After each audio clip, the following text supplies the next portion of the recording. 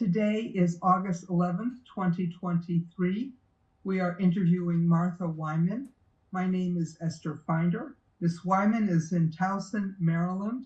I am in Henderson, Nevada in the United States, and the language will be English.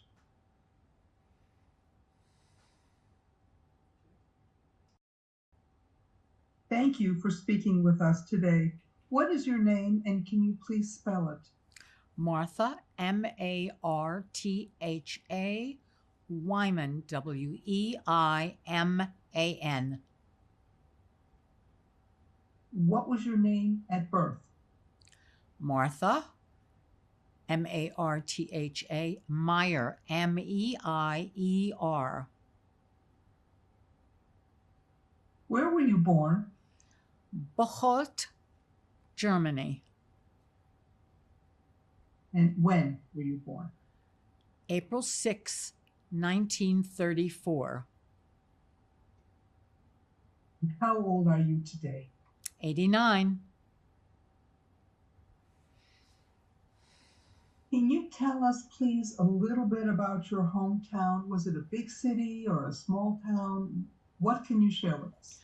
I can't share a lot because I was so young when I left there, but it was a very small town. There were a number of Jews living there, not a lot, but the population wasn't very large, but it was very amicable.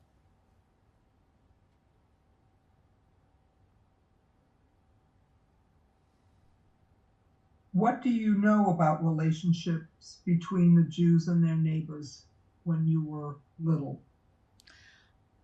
As I said, I don't remember a lot. My brothers had informed me of what it was like. But as I said before, everybody got along well. But when the Nazis began to come in, things changed and people were much more wary. And that's when we knew it was time. Had your family lived in Germany for many generations? Yes. Was yours a large or a small family? Relatively small. My father had 6 or 7, I don't even know how many, sisters, none of whom ever married or had children. So therefore, I had no family on that side. My mother's family was very small. What religious traditions did your family observe in Germany? As I said before, I don't remember them as well as after we left, but all the usual ones, the Rosh Hashanah and Yom Kippur and Hanukkah, and I don't know about the minor holidays.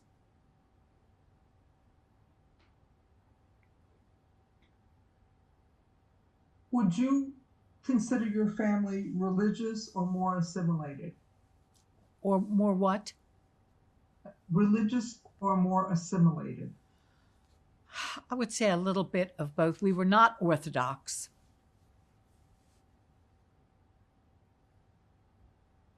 What was your father's name? Max. And what did he do for a living? We had a business in Bocholt, which actually was started by his father. What kind of business? We sold draperies, curtains, and rugs. In German, they used to call my father Teppichmeier. Teppich means rug in English.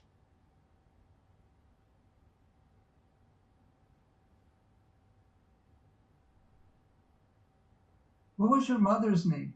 Charlotte. And what work did she do?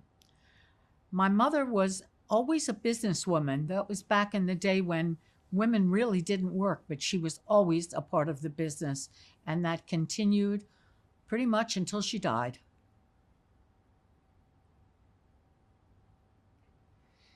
You mentioned brothers. Can you tell me who was in your family? How many children? Well, there were 3 of us all together. My oldest brother's name was Hans, but when we came to the United States and he ultimately was drafted into the U.S. Army, it was his decision if he were going to fight Germans, it wasn't going to be with the name Hunts, so he changed it to Harry.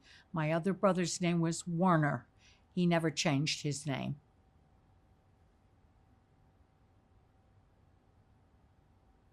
I'd like you to reflect back. I realize that you were very young when all this happened, but what are some of the early memories you have from Germany? Can you share some images or any emotions, any pictures in your mind?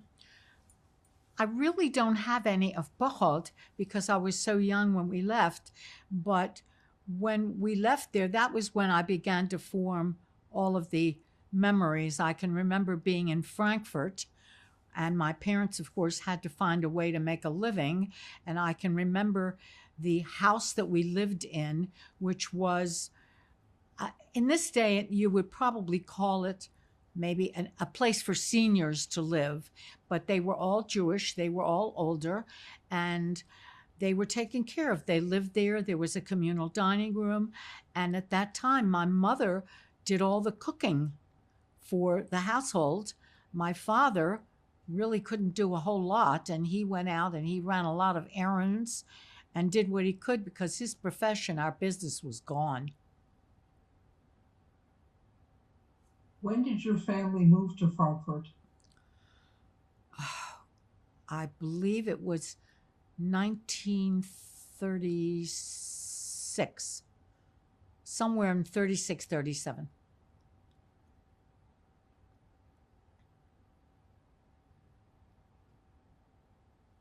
How long did you stay there in Frankfurt? We were there a couple of years, barely a couple of years. It might have even been a little bit less.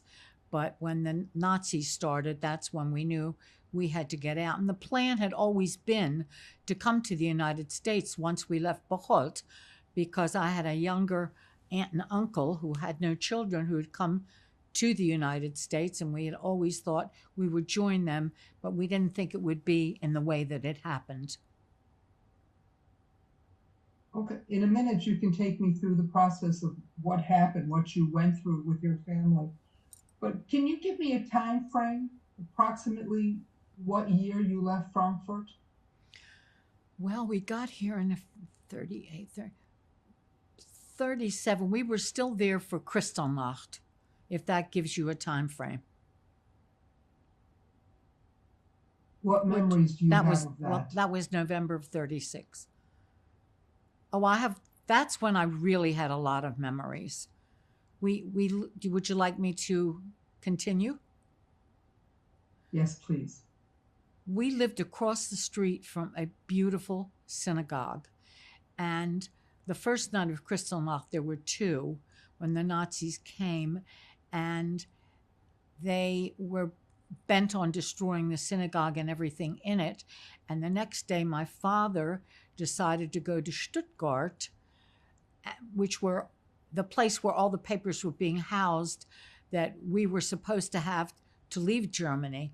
When he got to the train station, he met a friend who said to him, "Mr. Meyer, I suggest you do not go to Stuttgart. You could very well disappear. No one is going to know where you are. Go home." So he did. And the second night of Kristallnacht, that's when they looted the synagogue. They piled all of the prayer books and the Torahs in the middle of the street.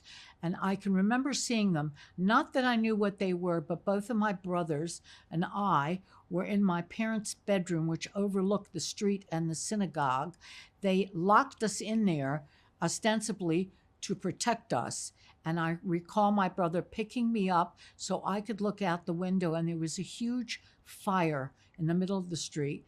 And that was all the artifacts, everything that was in the synagogue. The synagogue still stands today, as I understand it.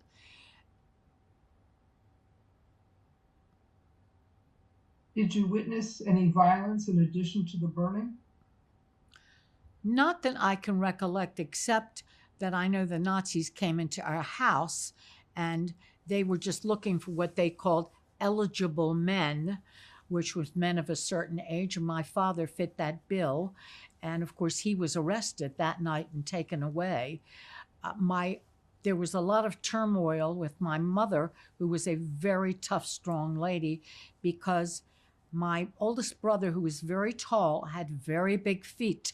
They saw his shoes and they determined that my mother was hiding another man. It took a lot of convincing to let them know that this was a 13-year-old boy. Where was your father taken? Well, we didn't know where he was taken for quite a while, but my mother, again, because she was so tenacious, she found out that he was taken to Buchenwald. Now, I will say Buchenwald at that time was denoted as a camp, a place for political prisoners. My father was totally not political because it wasn't the death camp that it ultimately became in 1942 when the final solution and the German government put their stamp on that. How long was he in the camp? Did you say how long? I would say about 2 months. Do you know how he was able to get out and how that was arranged? Well, at that time, if you could present the proper packet of documents and papers, they might was the key word, let you out. But in the meantime, people were being shot, people were being killed. He was very badly beaten up to the point where he was unconscious for a couple of days. But he did come around, and when my mother presented the papers that she got, and that's a whole nother story, how she got them, they ultimately let him go. But when he came home, we didn't even know he was coming home. He literally appeared at the doorstep of the house wearing the same clothes he had on when he left. And in terrible, terrible health. Can you share with us the state of his health at that time? And then we'll go back and get the details of what your mother had to do. But what was his health? Well, he had been badly beaten, and his eyesight was very compromised from the beatings. He had dislocated lenses in both eyes. Today, that's very easily remedied with surgery, but he spent the rest of his life wearing, not having peripheral vision and wearing very thick tinted glasses so he could see straight ahead.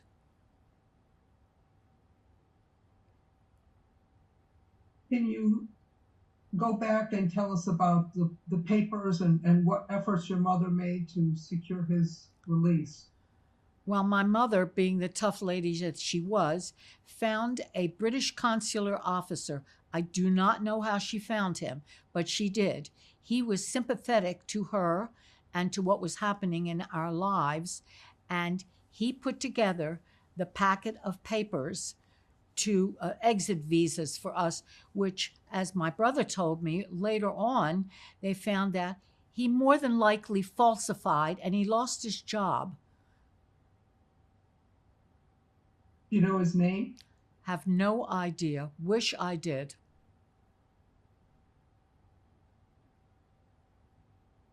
What arrangements were made for your family to leave Germany? I think we were pretty much on our own. I know that my parents packed up everything in the house that we owned. We had the intent of shipping everything because we were only allowed to take with us 1 suitcase a person and 10 marks. So everything was packed and ready to be shipped in a container shipment. And the company, which is still in business today, it was Hapag-Lloyd. They took everything, and we ultimately never saw anything again. Whether it was confiscated by the Nazis or Hapag-Lloyd kept it, we don't know. And where was the planned destination for your departure? Well, the plan was to get to the United States as quickly as possible, but we were going to do that by way of Great Britain and London.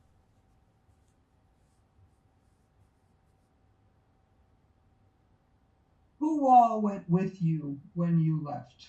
Was it just your immediate family? Just my immediate family. My grandfather was too old to get any proper papers, and he was left behind. He was not in Frankfurt, he was in Cologne. And that trip, when we did leave Frankfurt to get to England, was harrowing because we took a train. The train stopped in Cologne, which is where my grandfather lived. He got on the train with us. He went with us to the Dutch border, and then he couldn't go any further. So, but we continued on through the Hook of Holland, to the Hook of Holland. We then had a ferry that we took from there to Harwich in England. And when we got to Harwich in England, we took, I would assume it was a train. I honestly don't remember. And from there, we wound up in London, 5 people, 5 suitcases, no money, no language skills, and no place to go. Excuse me. Before we start about your experiences in England, I would like to ask you just a couple more questions about Germany.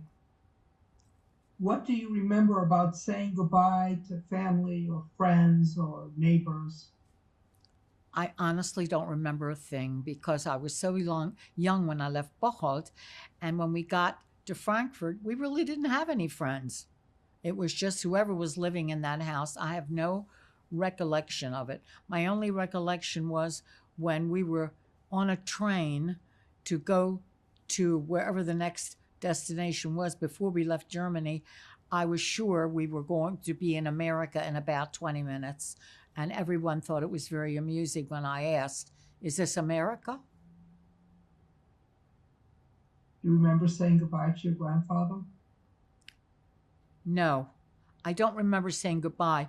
I do remember seeing him because he was the only grandparent I had. He was a he was a businessman. He was a very elegant, dignified man who at that time had a car and a chauffeur, which was pretty unusual.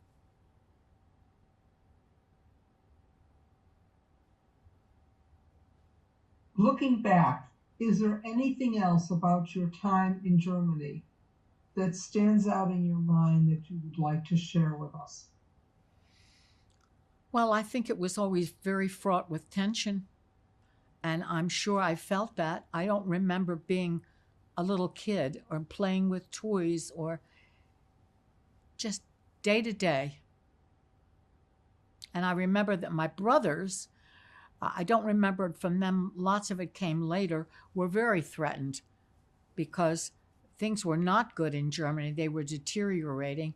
And my brothers said when they went out in the street, stones were thrown at them, bicycles stolen. So and of course their education was totally interrupted. Mine, fortunately, didn't start till we got to the United States.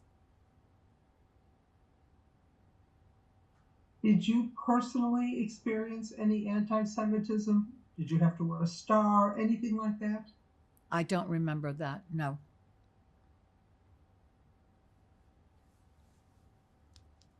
So let's move on to your time in London. What expectations did you have of this new place? Safety, but we really lived a terrible life when we first got there. We had no place to live, and it was the Jewish community in London that kicked in, got us a place to live. We lived in a basement. It wasn't even an apartment. We were in one room, 5 people. We shared a kitchen and a bathroom with other refugee families that were in that same house. And and of course, my father was in such ill health. My brothers were not in school. They went out and tried to get some jobs to do some stuff to bring in some money. And my mother immediately, with what little she had, began cooking and serving meals to other refugees, particularly young people who were there without families, maybe, late teens, early 20s. And it was like a revolving door. She also knew how to sew. She would mend socks. She would mend clothes. She would cook. So there was a parade of strangers in and out until we moved out of that one room. And then the community got us an apartment which was rather nice, except that the heat never worked, but that was indicative of London in those days. It was always cold, and there was an extra room, which my mother immediately rented to another refugee who had no place to live, and it was a little bit of income.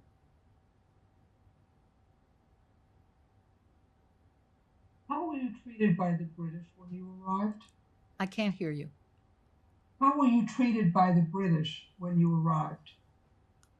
Again, I have no recollection of that, but I never heard that we were treated poorly. How long were you in England? About 10 to 11 months, not unexpected. I mean, we thought we were going to move right on and leave, but that didn't happen. Can you give me a time frame when you arrived and when you left? We probably left there. We arrived here in 1940, the beginning of 1939, and we were there about 10 to 11 months.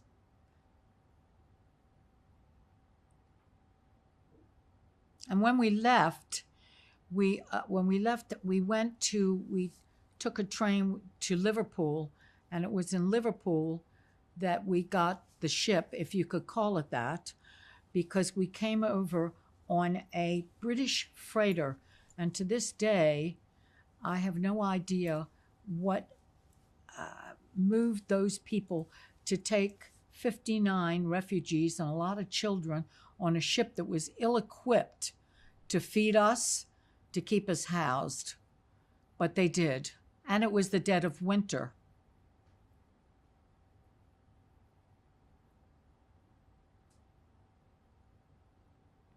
I want to stay in England for just a little longer, and then we'll come to the United States.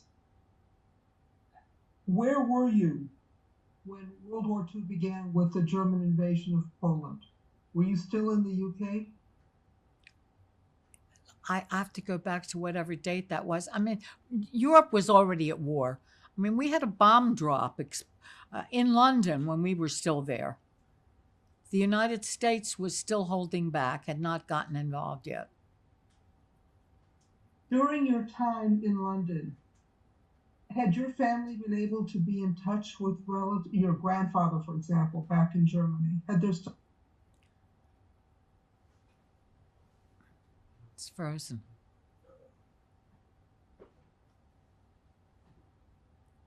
All right, can you go back because the screen froze? I'll just ask my question again. I was basically asking about correspondence with your grandfather. Were you able to get any correspondence, any mail back and forth?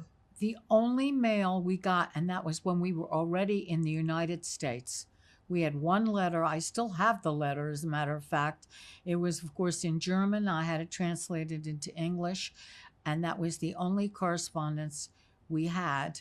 And he was there with an older sister who had no husband. She was single, and I didn't know that until years later. It was many years before we knew what happened to him.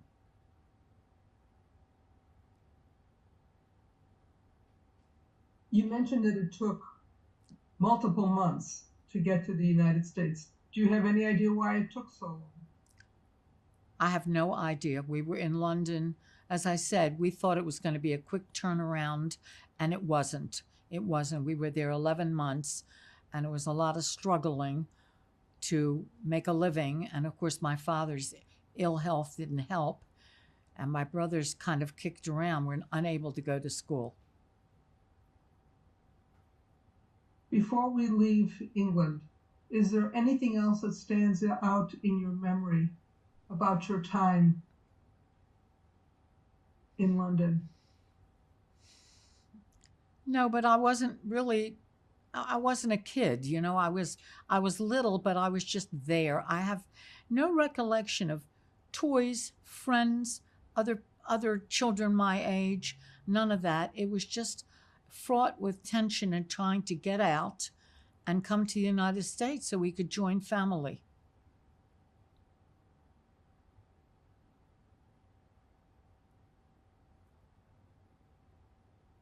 When did you leave London? approximately? We left London in December, early December of 39. And where did you land in the United States? Well, that was an interesting story because everyone assumes that you were going to land in New York like most people did, but we didn't. We went to the port of Boston because this was a ship that was doing that whole entire northern route that we were on. It was a freighter. It wasn't, I don't want to call it a ship and have you think we were on the Queen Mary, because it wasn't. I mean, we were 5 people in one tiny, tiny cabin that had 2 sets of bunk beds and a bench with a cushion on it, which is where I slept the whole time. But the trip, it was 3 weeks of travel before we finally, from the time we left Liverpool until we finally got to the port of Boston. The ship, by the way, and I should have realized it in my younger years, but I didn't. The ship's name was the Nova Scotia, hence that whole northern route. And that ship stopped in every podunk island or wherever they could to offload. That's why it took so very, very long. And when we were still in European waters, it was very dangerous. There was one night in the beginning of the trip when the Nazis launched a torpedo at the ship, which fortunately missed the ship. And after that, when we got away from that, things went fairly smoothly. But again, it was dead of winter, cold, not enough food. And certainly one thing that kids in those days, everybody drank milk. There wasn't any.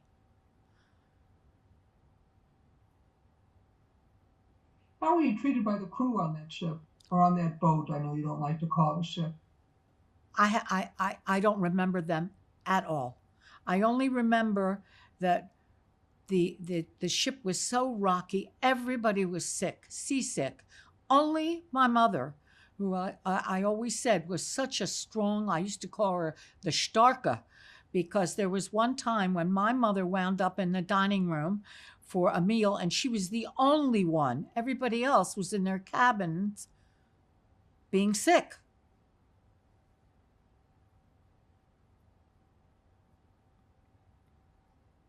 What were your expectations of America when you came to Boston?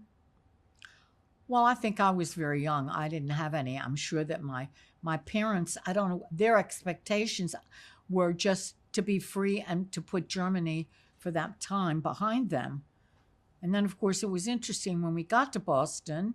If you want me to continue a little bit about the few days we were there 3 or 4 days because I guess that was by virtue of processing papers, whatever they had to do before we could continue on to Baltimore.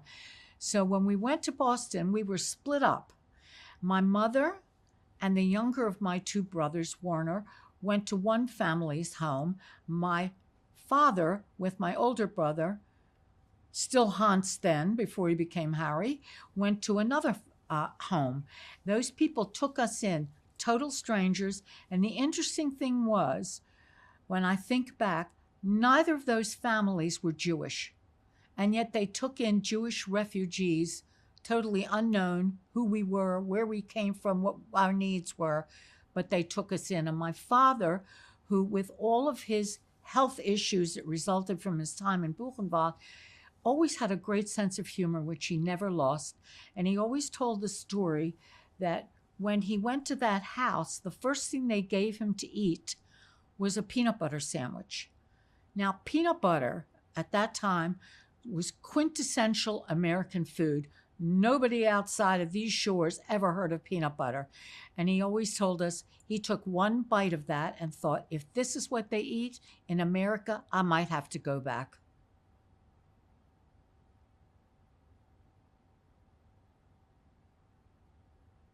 How did you go from Boston to Baltimore? Well, we're traveling again on a bus. And you know, that was before they had Route 95 that went from north to south. So it was a very, very long trip. And again, I had that terrible motion sickness all the way.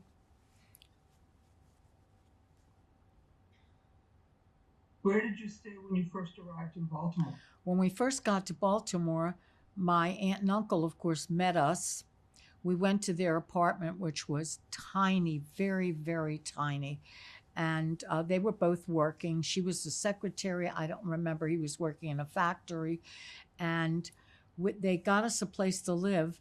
And where we lived, it was actually a living room, a bedroom, and one bathroom. My parents slept in the living room, and my two brothers and I slept in the bedroom. That was the first place. It was, you could almost not call it an apartment.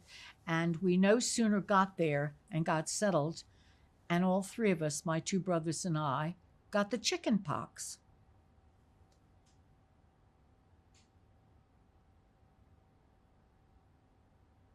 Were you able to get medical care?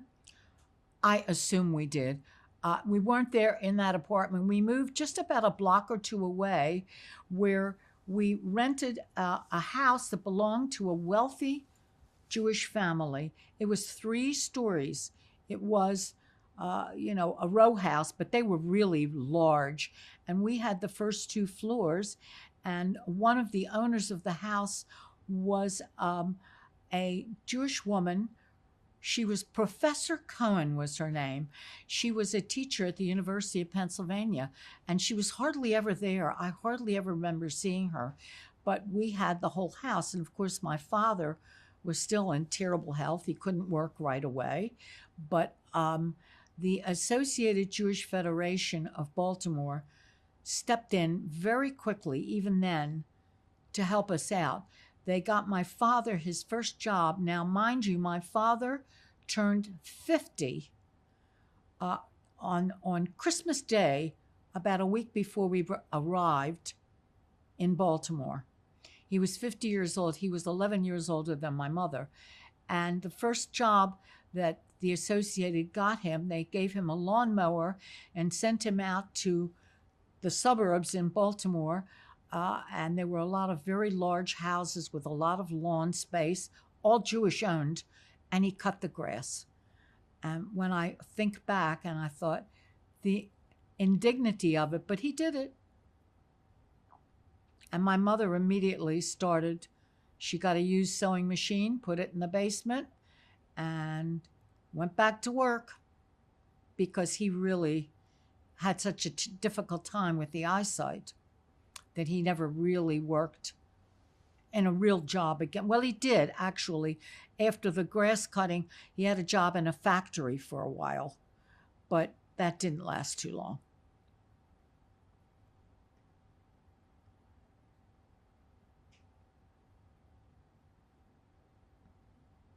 I'd like to build on some of what you were just talking about and ask what other adjustments were hard for you and your family? Learning English, making friends, what adjustments were hard for your parents, for your brothers, and for you? Well, I'm sure language was a big problem. My parents always had an accent. My father, in particular, had a really hard time with the language, with that, he never lost that sense of humor. He even made fun of himself, and of course, making a living. But like I said, the Associated, as it's called here, Jewish Federation, was a big help. I remember that they would drop off these big brown paper bags, and they were used clothing from other children. And I just thought I died and went to heaven when I saw them. I didn't know they were used. I just thought they were wonderful. So they helped out a lot in those days. My brothers, of course, tried to get back to school, but that wasn't easy for them either. And of course, my father, like I said, having a job was very difficult. But my mother, she got right down to it and got us through it. She was not what I would call a warm and cushy mother, like a lot of mommies were, but she wasn't. But my father took over on that department.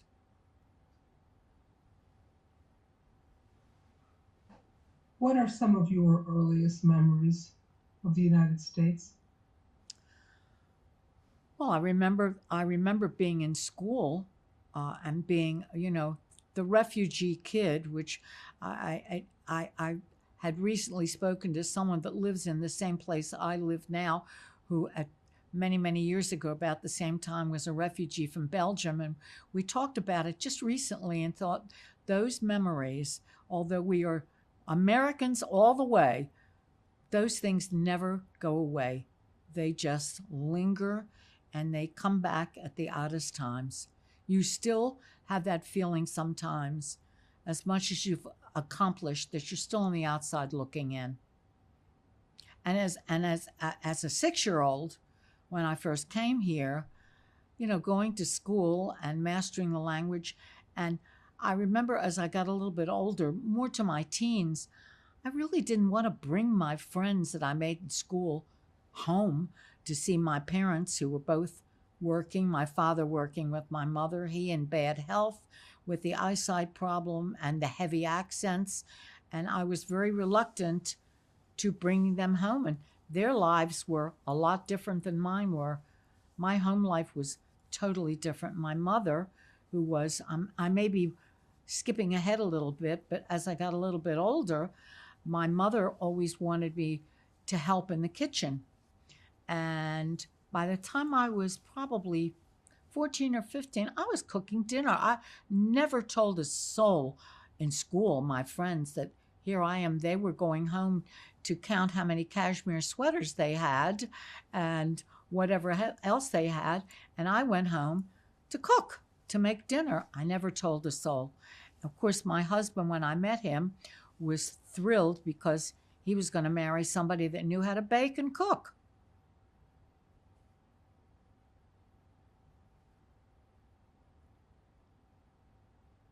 Can you give us some examples of any anti-Semitic or any anti-foreign sentiments that you either witnessed or experienced in your childhood in Baltimore?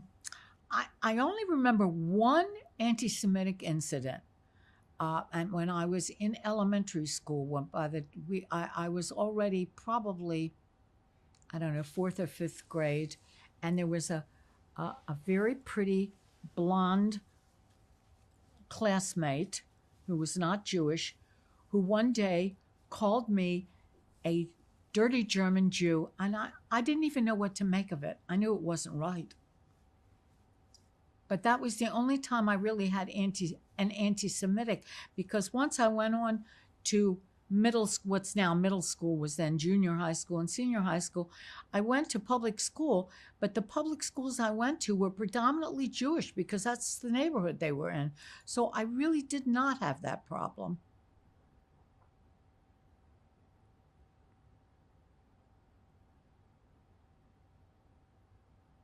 How closely did your family follow the news of the war in Europe? Oh, I think they followed it very closely, especially because we weren't here all that long. And I have to go back. Both of my brothers were drafted. The Army, the United States Army at that time, people always ask, well, they weren't citizens. How could they be in the Army? The Army didn't care. They needed bodies. And as soon as you were drafted, they put all these young men who were not citizens into a room and said, raise your right hand and repeat after me. Congratulations, you're a citizen. That's how it went. And of my 2 brothers, the one was shipped back to Germany. He was in the infantry. The older of my 2 brothers. I can't even imagine as an adult looking back what that must have been like for my parents. The younger one stayed here in the United States, and that was pure luck. He was actually in a line of men ready to board a ship to go overseas, and somehow when they called the names, they had transposed his name, which was Werner Meyer, and they had it as Meyer Werner. So they pulled him out, and he wound up at Indiantown Gap in Pennsylvania. Do you know when each of your brothers got drafted? Maybe not the exact date, but how old they were or what year it was, anything? They were 2 years apart. I would say they were probably 18 and 20, if that. Now, when my older brother was sent back to Germany in the infantry, because, the Army in their infinite wisdom didn't realize they had somebody who could read and write German who maybe they could utilize in a different way, but they didn't. They just handed him a rifle with a oh, whatever you call it, I can't remember the name, and said, go fight. And then ultimately he was wounded, but very slightly, but enough that he had some time off, some R&R, and he took that 2 weeks and he was able to get to London, where he looked up some of the people that we knew that were still in London at that time, who had escaped to London when we were in London for those 11 months. And there he met the woman who became my sister-in-law. They grew up together in Bocholt. I mean, they were little kids in elementary school together, and there she was in London. Her parents were able to send them, and her parent, but just as I always said, 2 minutes too late. The children went on the kinder transport to London, and her parents went to a concentration camp and died there. So she was alone in London. She had an older brother and a younger sister, and they were all split up. And then my brother re-met them and ultimately decided that it was a good idea to get married there and not wait until they got to the United States, because then she could come over as a GI bride, being married to an American soldier. And that's what happened.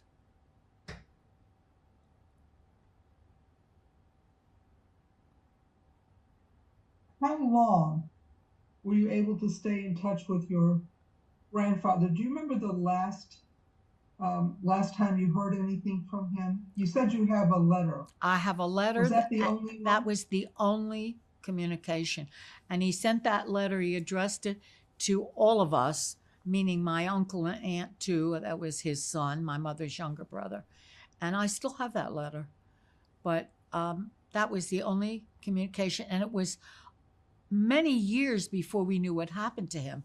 And we found out from a distant cousin who was in Germany and had gone to Theresienstadt, in Czechoslovakia, Terezin. And my grandfather and his older sister were there. She got out of Theresienstadt. She came to the United States. My grandfather lasted 3 months, and he died at Terezin. And his sister lasted all of 2 weeks, and she died. But none of that we knew for several years. We had no communication. We had absolutely no idea, and it was years. A moment ago, I asked you about your families watching and keeping an eye on what was going on with the war in Europe. What do you remember about the feeling from the neighbors and your teachers and classmates about the war in Europe? Did you talk about it in school? Did you hear neighbors speaking? Do you have any memories of that? I do remember when I just started in school, Pearl Harbor, and that we were told about it, but we were so young, we didn't even know what it meant. But I remember all of that, and I remember how my parents did talk about it. My parents didn't hide anything. Sometimes I meet other people who, from similar circumstances, and they said their parents put it all behind them, never talked about it. But my parents did, and I'm grateful for that.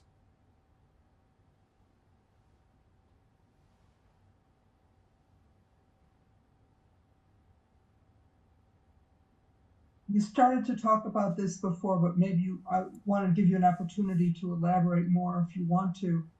How did what was happening with Hans, Harry, impact your family? I'm sure it impacted my parents a lot. They were very, very concerned, very worried. And as I said, I always felt like I was loved and cared for, but I also just felt like I was just there. There's so much age difference between my brothers and myself, and they had so much on their plate just to make a living, and then worrying about Harry when he was overseas. So there was always that tension and that feeling of being frightened. And I remember going to elementary school, and elementary school was just, I always felt like even the way I dressed, and I remember being very careful about letting people see my lunches because my mother would give me things that people did not recognize. And, everybody had their peanut butter and jelly sandwiches, and we didn't even know what it was. So I always felt that way. I didn't really get comfortable until I was probably in junior and senior high school. And even then, like I told you before, when discussing this with other people who were refugees, and we've all been very successful in our lives and married, had children, grandchildren, now great grandchildren, but it's still there. It will never go away. I can't say that I live my life thinking about it. I don't. I'm thinking about it more now than I have in a long time because of this interview, but it's there.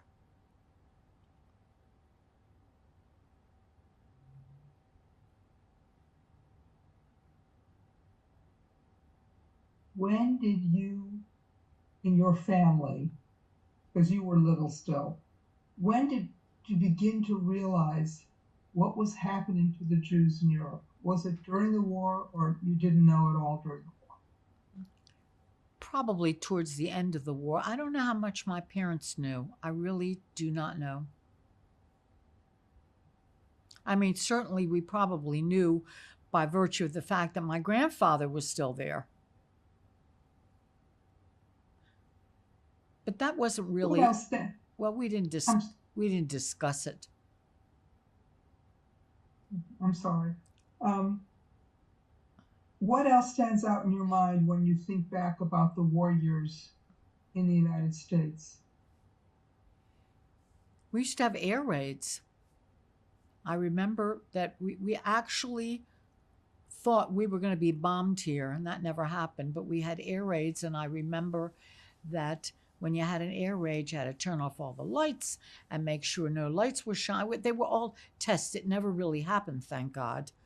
But now back when we went back to London, going back again to that, just regressing a little bit here, I remember my brother having brown paper and taping it across the windows because when there were air raids in London, and there were while we were there during that year, and that was serious stuff, and everybody had to do that because they didn't want a glimmer of light when Nazi planes came over.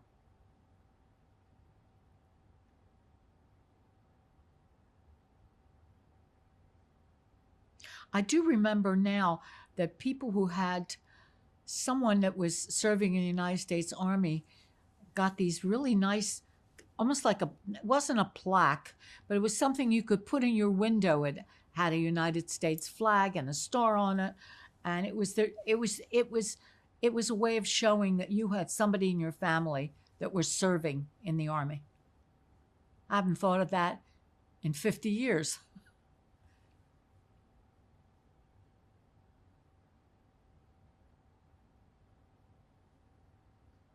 When did you personally, begin to realize that the war in Europe was over, and how did you react to that? When the war in Europe was over, I mean, the celebrating in the streets, I still remember that. Everybody was so joyful, and everybody was out in the streets, and it was a very joyful time. I do remember that very well. And of course, then it was my brother waiting for him to come back. And as it turned out, my then sister-in-law arrived here before he came back from Europe. And I remember very well, we knew she was going to come back. We had no idea when. And there was no way of communicating of when she was going to be here.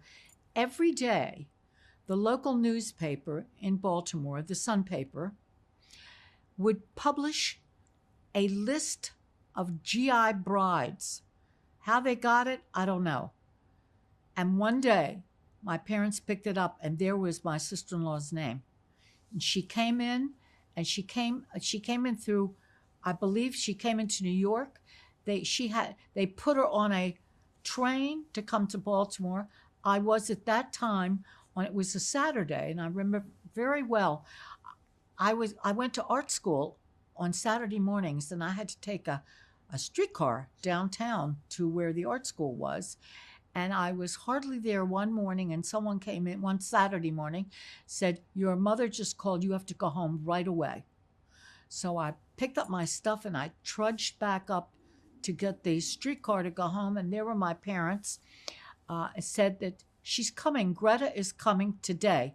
And we did something that was so unusual for us. We actually took a taxi to go. We didn't have a car. Went to the train station. And I remember being there when she got off the train. She looked like a waif.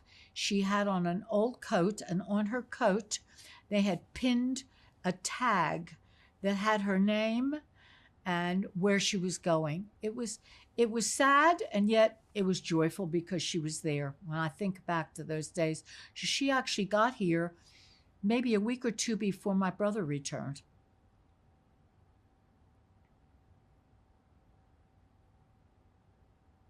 And she was from your hometown? Yes, she was born in Bocholt, and her parents were good friends of my parents.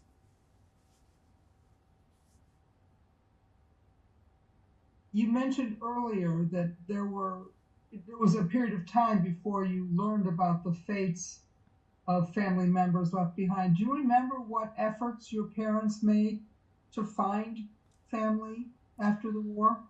You know, I do remember that, the Red Cross Tracing Center, which was here in Baltimore, did a lot to try and find, but we really never could find out anything. I had one uncle, still have a picture of him with me. I must have been a year old, who literally, he disappeared. To this day, we have not a clue what happened to him.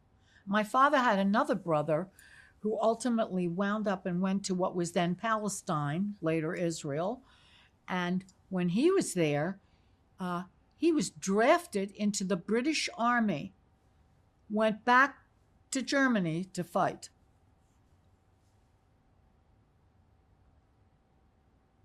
What do you know of his story?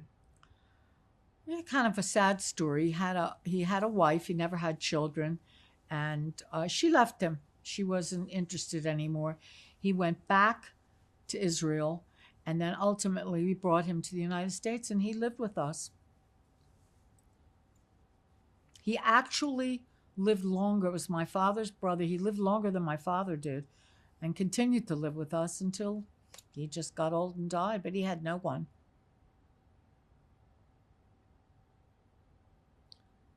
It's strange because to this day, he loved my kids.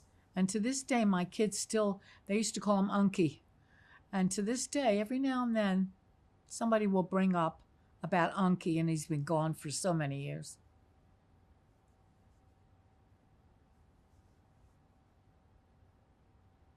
When the war ended in 1945, what was going on in your life?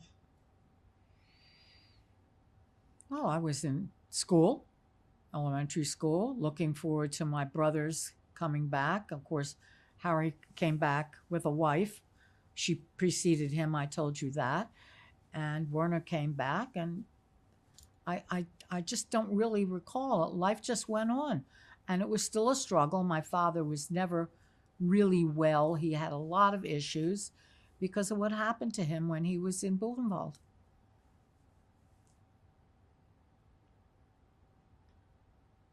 How much education were you able to get in the United States?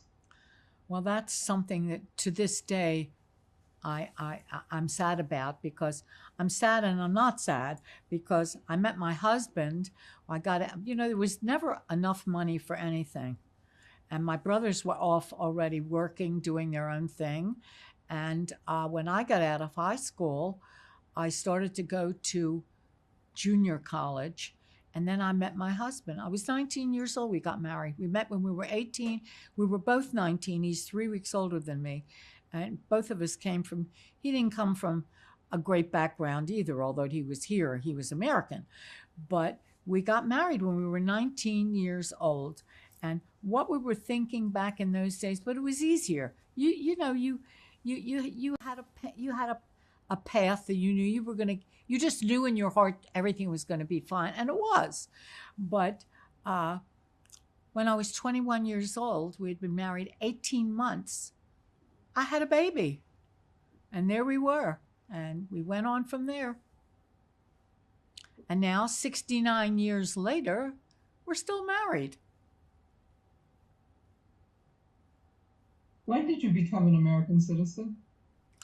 I didn't, I automatically became, those days, I don't know what it's like now. If you were under a certain age and your parents became citizens, you automatically did. You had to be here 5 years. And I mean, it must have been 5 years to the day when my parents pursued that. They wanted to be citizens so badly. Some people didn't do that, but they did. They were Americans. May not sound like it, but they sure were. What did it mean for you to be an American citizen? I was so young. I don't think it meant anything. I always felt like I was a citizen. I was a little kid. I probably didn't even know it at that time. And by the time I was old enough to understand it, I was a citizen. I always was. I always felt like I was an American. And talking about this is kind of odd because I feel I am an American. I mean, I have some contemporaries that I know that had accents because of my parents. That was another thing. They were so determined that they wanted to learn English, and they didn't speak German. And well, they did speak German to each other in the house and to us, especially when they got angry with us kids for one reason or another. But they were so determined to speak English, and they wanted us to be true Americans. So we didn't even speak German. I mean, I understood it, and I still understand it. But when people ask me, can you speak German? I say, yeah, but I speak what I like to call Kinderdeutsch, pediatric German. What did I know? I started speaking English when I was 6 years old. Both of my brothers, incidentally, had the slightest hint, and I mean slight, just enough that when you talk to them, someone that didn't know them, they knew they weren't born here. But when you're under a certain age, you don't retain an accent. As I always tell, when I tell kids my story, I speak to a lot of kids in school here, junior high, senior high. I always start out by saying, I know you expected someone with an accent, and I only have a Baltimore accent.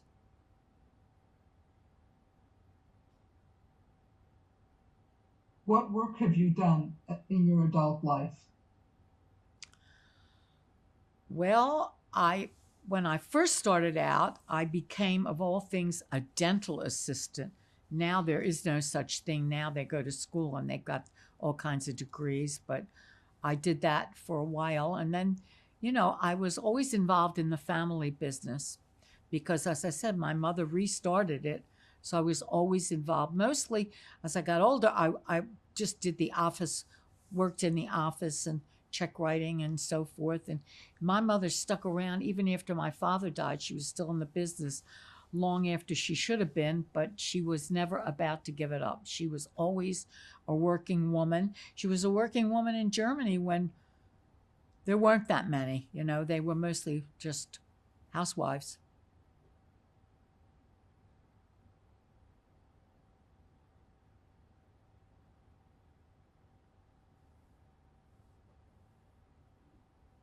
What have you told your children and grandchildren about your childhood?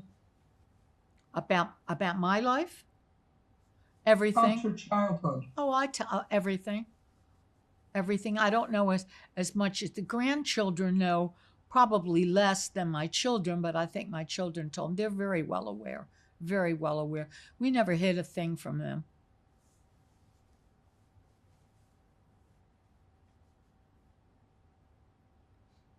How do you think your experiences in Europe influenced your life? Well, as I said, I was very young when I was in Europe, but everything influenced my life. The fact that I had refugee parents, the fact that I hid so much of my life from my contemporaries back then because kids were not so understanding. Today, I find kids very different. They are much more worldly than kids were, my contemporaries were. So I always kind of kept the lid on all of that and didn't tell them too much. But you want to rephrase the question again? I think I'm losing my track here.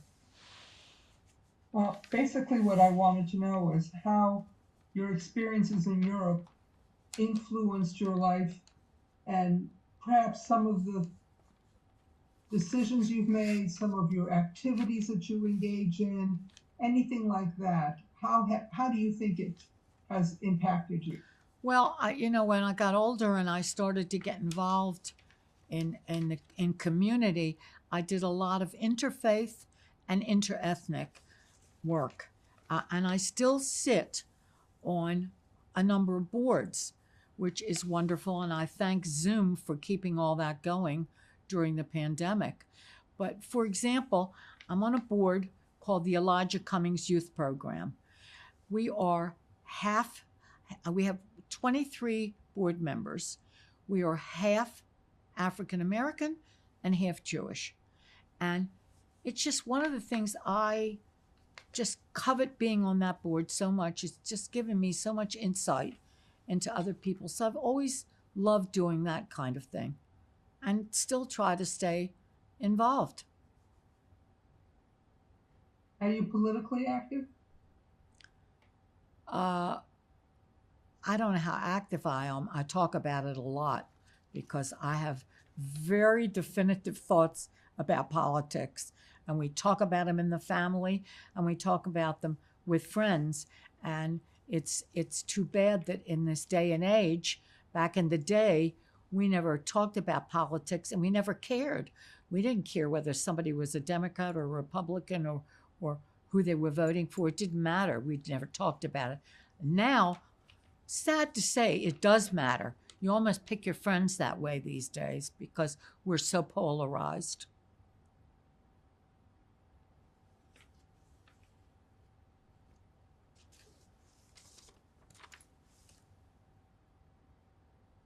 You and I had spoken before this interview, and there were a couple of things that you mentioned that I want to ask you about. One of them, and I'm quoting you, you said you were living two lives. Can you explain what that means to you, that you were living two lives? Well, I was living my life as a schoolgirl with girlfriends.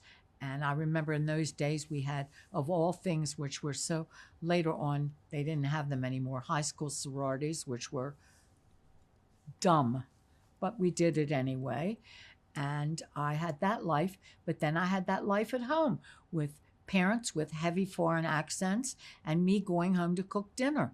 I told you before, I never told anybody. So those were my two lives. And I didn't want those two lives to intersect at all. I think today's kids wouldn't care about that because it's very different. But in those days, it mattered a lot. I when I was in high school and I mentioned the cashmere sweaters. That may sound really silly, but at that time, that's all I wanted. I wanted to have a cashmere sweater too. I never did, and now I look back and I think, what were you ever thinking? But that was the tenor of those days. You were measured by a lot of stuff.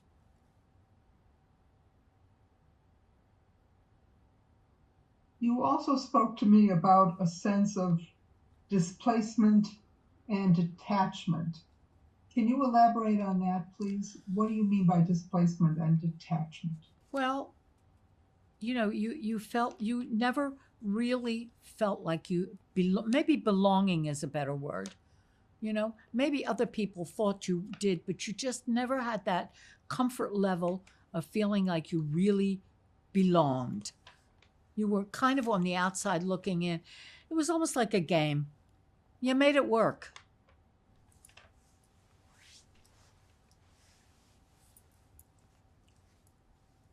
And the last question I want to ask you, about what we talked about before. I do have some additional questions, but in this same theme about what you and I had talked about, you told me that you don't allow traumatic experiences to define you. Can you explain that? Well, maybe define is the wrong word, because I guess it does define who you become.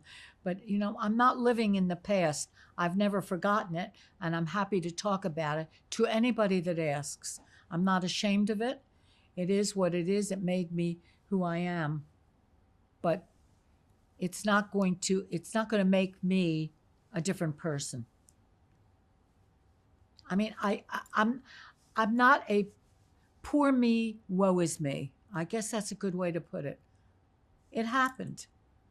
Maybe, and I think it probably made me a stronger person, if anything.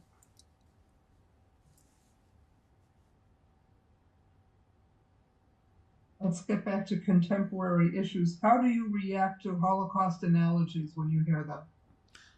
Or when you hear Holocaust deniers or revisionists or whatever? What's your reaction to people like that? Oh, I don't even know how. Furious. How can you say that? How can you deny history?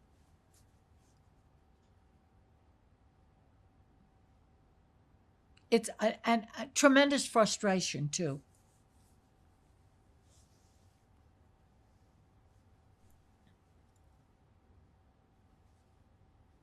What parallels, if any, do you see politically between the U.S. today and Germany years ago?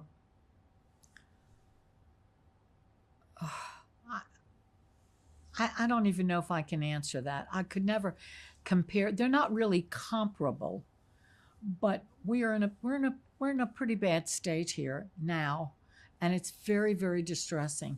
And I think I told you before that I had written some reflection of how I feel, and I will try to tell you that when you think it's appropriate, because those are my reflections, and it kind of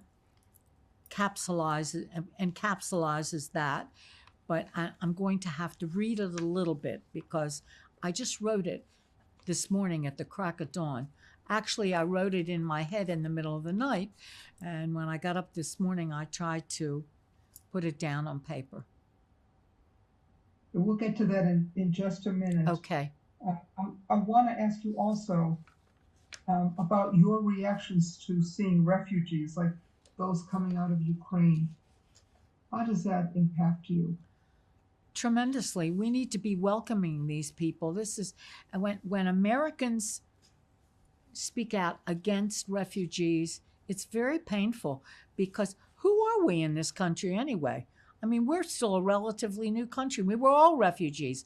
When people come out and say we're the real Americans, I say the only real Americans are the Indians, the American Indians, and look what we did to them.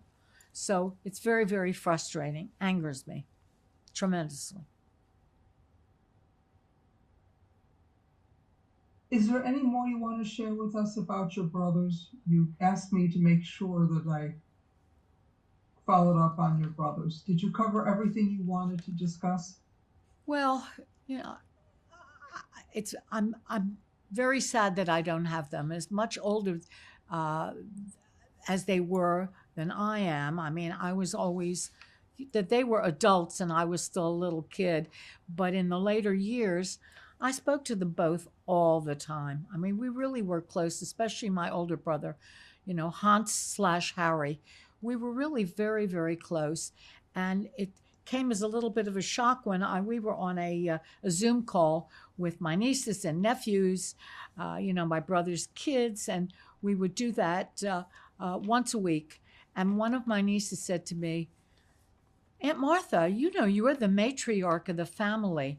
And it really stopped me kind of dead in my tracks. I didn't want to be the matriarch, but I am. I accept that. But I do miss them. I really, really do. And as time goes by, I think there are times when I miss them even more.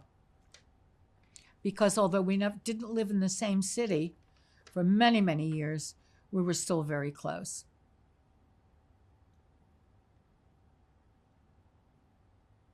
Is there anything that we haven't talked about that you want to talk about before I ask you my last question? Whether it's from Germany or England or from the United States, anything at all that you feel we have not, discussed that you want to talk about? I really can't think of anything in particular, except that I said before that I'm really a very grateful person. I have tremendous gratitude for where I live, where I've lived, what's become of my life, the husband I have for 69 years, my kids, their successes. I mean, it could have turned out very, very differently. So I'm really very, very fortunate. And as I said, it's gratitude. It's just a lot of gratitude. I don't know if I can get that out there to everybody, but that's what I'm all about. Being here, having the privilege of talking to you and getting to know you and being able to tell this story, and hopefully that it stays around a long time and other people get to hear it. It's important. My final question. What message do you have for future viewers of this interview? Well, that's where I'm going to have to do a little reading. So forgive me because I just wrote this just hours ago and they were kind of my reflections. And what I wrote was, I said, people make choices. The world was aware as the Nazi government defined its, excuse me, I can't read my own writing, its persecution of the Jews. They turned the murder of a huge amount of people into an industry. We use the term never again loosely as crimes against humanity continue unabated all over the world. We must teach the lessons of the Holocaust to young people in an age-appropriate way with the goal of perpetuating the memory of the evil mankind is capable of. And I found a quote that kind of says it all. Today's actions are tomorrow's results.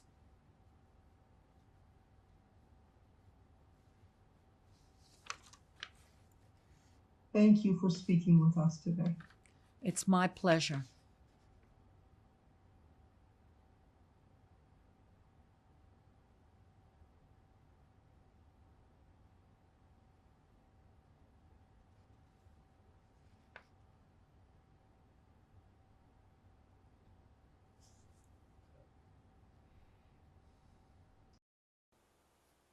Who are these people in this photo? That is my Uncle Otto Meyer and Martha, well, Meyer then, I was probably a year old.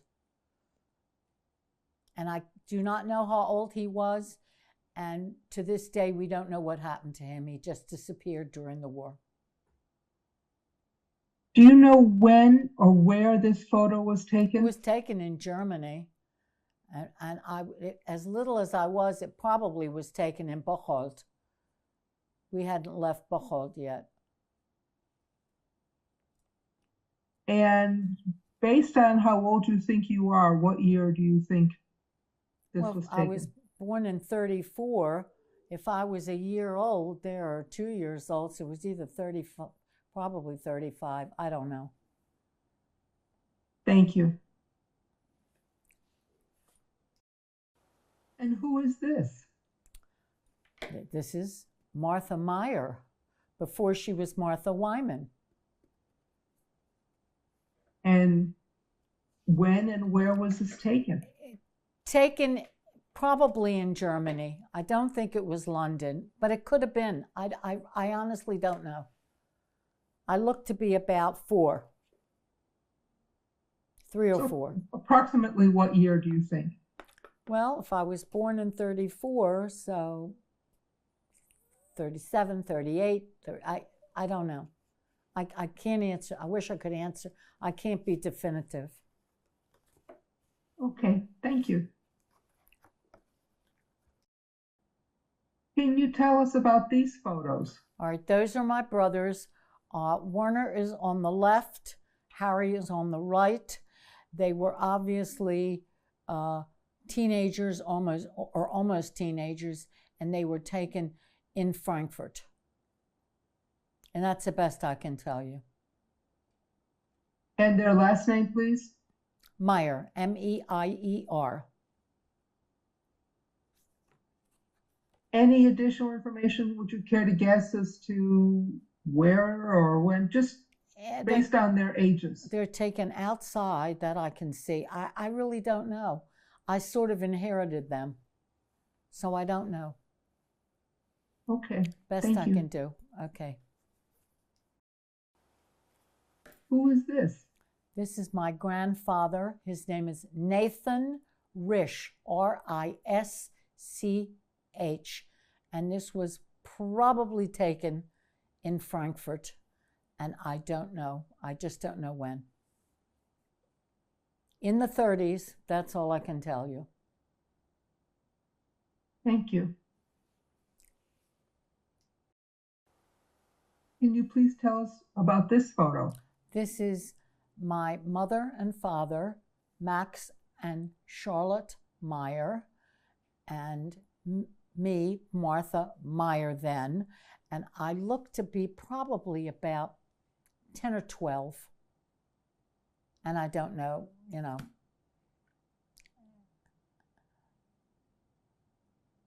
Do you know where Well, it was taken? It was taken in Baltimore. And if you were about 10, approximately what year? Maybe I was 12, somewhere. Well, I was born in 34, so it must have been, I think I was maybe 45. Let's just do a guesstimate. Thank you. Please tell us about this picture. It was my mother and father's anniversary, and I don't even know which one it was, but I can see going from the left, that was a cousin, and standing kind of right behind her was my Aunt Irma Risch, and that little short man was the husband of the lady on the left. His name was Arthur Hockheimer. He was a physician, lived in Bound Brook, New Jersey, and standing right behind him is a woman by the name of, it'll come to me. It was a family friend. And then the woman next to, the older lady next to her name was Henny, Henny Hockheimer. She was actually in Theresienstadt when my grandfather was there. She was a distant cousin, and right behind her is, I can see the head of my Uncle Herbert. And then the man standing with the glasses was my brother Werner Meyer, standing right behind my mother. And then standing in the back, the tall man was Dr. Kurt Nussbaum. And actually going back to the left, that third lady in the back was his wife. He was also a family friend. His whole family was from Bocholt, and he was a psychiatrist. And then I think that's me. And then there's the Hockheimers. Your name? Oh, Martha Meyer. And then there was the Hockheimers' son, Kurt Hockheimer. And standing next to that, I can't see the pic, was my sister-in-law, Greta Meyer, my brother, Harry Meyer. And then I can't see the picture. Can I pick it up a minute?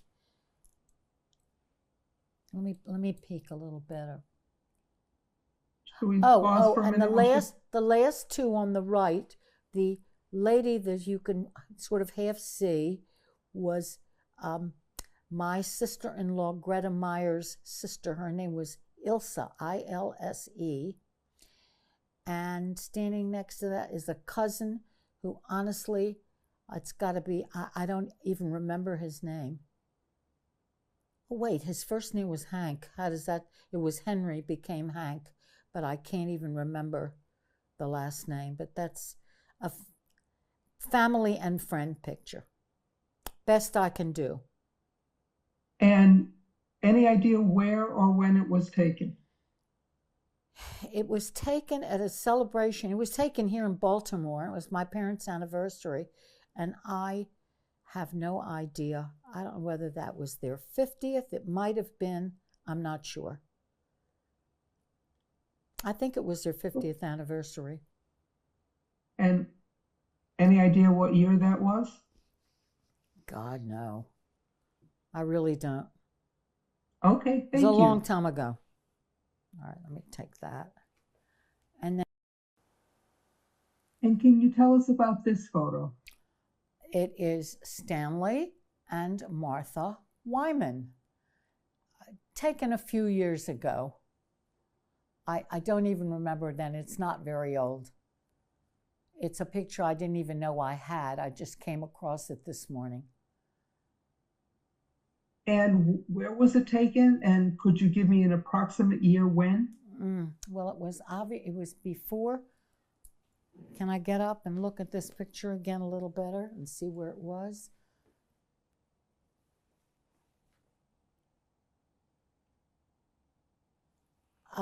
It had to be taken within I would say about 3 years ago.